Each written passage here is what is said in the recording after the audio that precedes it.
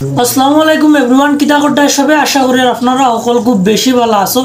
তো ভাই সকল, আপনারা হয়তো গত কয়েকটা দিনটা কিয়া লক্ষ্য কতরা বাংলাদেশের বর্তমান যে পরিস্থিতি আছে এই পরিস্থিতির মাঝে কিছু হিন্দু ভাইয়াই নকলে মানে ওলা কিছু ফেসবুকও বা সোশ্যাল মিডিয়াত পোস্ট কতরা যে বাংলাদেশত আমাদের খুব বেশি নির্যাতন করা হওয়ার।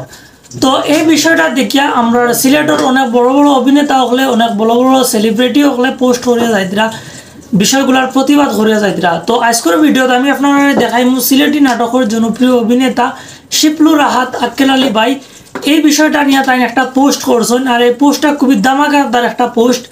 তো আমার মনে হয় আপনারা সবর দেখা এই পোস্টটা জরুরি। তো চলুক আমরা দেখি তাই কিতা পোস্ট করছেন।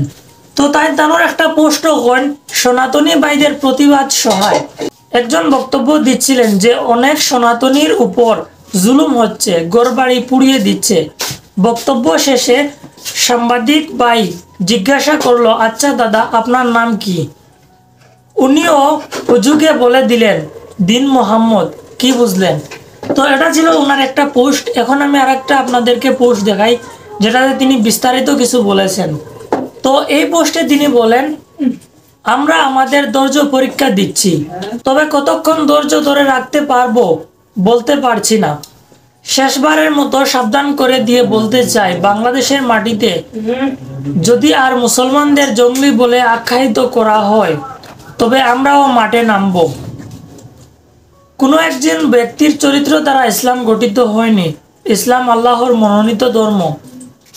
কোনো ব্যক্তির দায় ইসলাম বা মুসলমান নিবে না। ব্রিটিশ বিরোধী আন্দোলন থেকে আজ পর্যন্ত যতগুলো আন্দোলন হয়েছে প্রত্যেকটি আন্দোলনের সামনে বাগে ছিল মুসলমানরাই।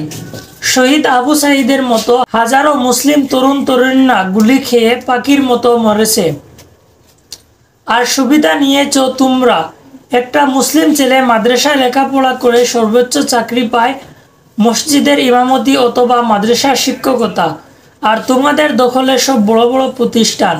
এই আর চলতে দেওয়া যায় না। তো এই ছিল আজকের ওনাদের এই দুটি পোস্ট। তো এই পোস্টটা দেখে আপনাদের কেমন লাগলো তা অবশ্যই কমেন্ট করে বলবেন। চ্যানেলে নতুন হলে সাবস্ক্রাইব করে রাখবেন পরবর্তী ভিডিওগুলো দেখার জন্য। ধন্যবাদ।